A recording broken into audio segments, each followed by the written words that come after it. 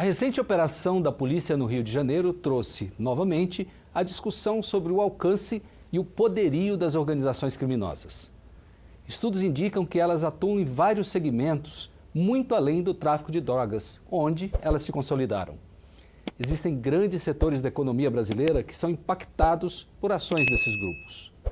Eu sou William França e converso agora com um dos autores de um projeto de lei que cria medidas de prevenção e de repressão de condutas praticadas por essas organizações criminosas, que é o deputado Kim Kataguiri, que representa São Paulo pela União Brasil. Deputado, seja muito bem-vindo ao Palavra Aberta. Essa questão do Rio de Janeiro aflorou um debate que já estava acontecendo aqui na Câmara. Vocês estavam tratando desse tema, mas sem agora os holofotes, né? Que voltaram agora para esse tema que o senhor é um dos autores do projeto, não é isso? Isso, obrigado pelo convite. Eu acho que esse tema já deveria ter sido tratado há muito tempo, né? Eu diria até que algumas décadas, antes mesmo de eu ter um mandato. Mas essa operação mostrou da necessidade de você ter um endurecimento no combate às facções criminosas, né? No Rio de Janeiro, mais de 60% do território já está dominado por facções. Eu costumo dizer que o Estado paralelo hoje é o Estado do Rio, né? O Estado oficial são o Comando Vermelho e as milícias, né? E então, enquanto o Estado não tiver uma postura ativa de extermínio mesmo das facções criminosas, o território cada vez mais vai ser dominado pelo crime, né? E esse projeto vem justamente nesse sentido, não só de endurecer as penas, porque para a associação criminosa no Brasil a pena é muito baixa, né? Você pode inclusive ter uma pena que não acabe em prisão, né? Você pode ser membro de facção criminosa e ter a sua pena privativa de liberdade convertida em restritiva de direitos. Você paga uma multa, você usa tornozeleira e volta para a rua, né? Não à toa a gente teve inclusive no Rio um caso de um sujeito que teve 87 passagens pela polícia por crimes violentos, e aí o juiz teve a brilhante ideia de liberar pela vez 88. E aí quando a imprensa fez uma matéria criticando o juiz entrou com uma ação e a justiça censurou a matéria, para você ver no nível de coisas que nós estamos hoje. Porque eu falei aqui logo no começo, a gente tem muito associação de que bandidos, de comandos, dessa turma de organizações criminosas está ligada ao narcotráfico, mas o narcotráfico agora é só uma parcela dos negócios desse pessoal, né? Exato. Eu tenho aqui alguns dados que o senhor trouxe, no projeto o senhor traz algumas informações.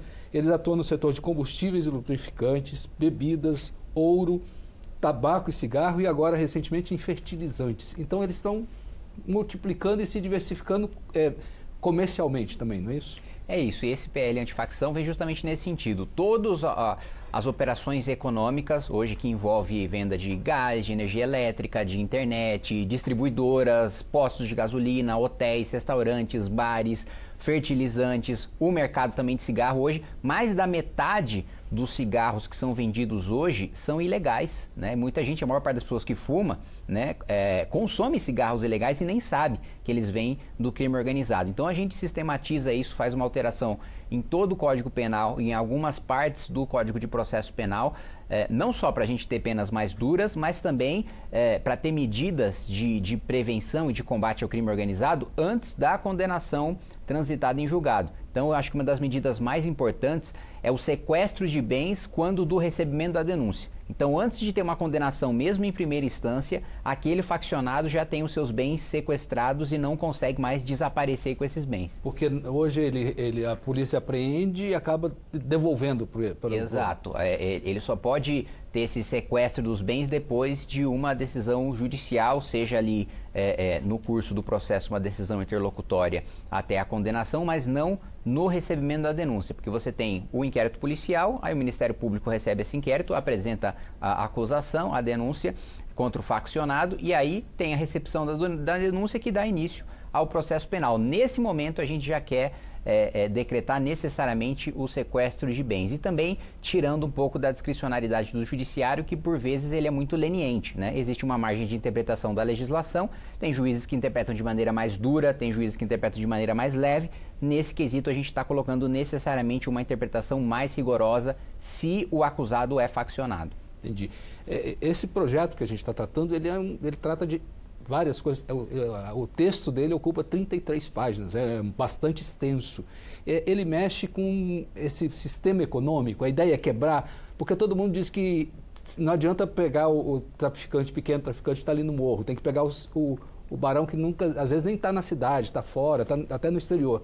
e o controlador ou o gestor do dinheiro. É isso? É buscar o dinheiro? Isso, é exatamente isso. Não adianta você pegar o aviãozinho ali, o sujeito, né, às vezes de 14, 15 anos de idade, que precisa ser preso, porque está cometendo um crime de tráfico, mas não é ele o elo fundamental do crime. Você precisa asfixiar financeiramente o crime organizado. E o projeto vem justamente nesse sentido. Em cada setor legal, né, da economia que o crime organizado estiver atuando para lavar dinheiro ilegal, e por vezes esses empreendimentos passam a atuar regularmente, ou seja, você tem um capital inicial de dinheiro do tráfico, de dinheiro ilegal, e depois operam como empresas normais, dando lucro, contratando funcionários e se imiscuindo ali em vários negócios, chegando nos mais altos escalões, né? Você teve operação recentemente na Faria Lima, então hoje tem gestores de fundo que são faccionados. A gente tem notícia também de operações recentes do Ministério Público de São Paulo, mostrando que o PCC tem cursinho, né, para você passar em concurso no Judiciário, no Ministério Público, em carreiras de elite. Oficialmente você ser infiltrado legalmente. Exatamente, né? E a gente tem várias notícias também de operações envolvendo parlamentares, né? Gente com cargo eletivo também ligados ao crime organizado. Eu acho que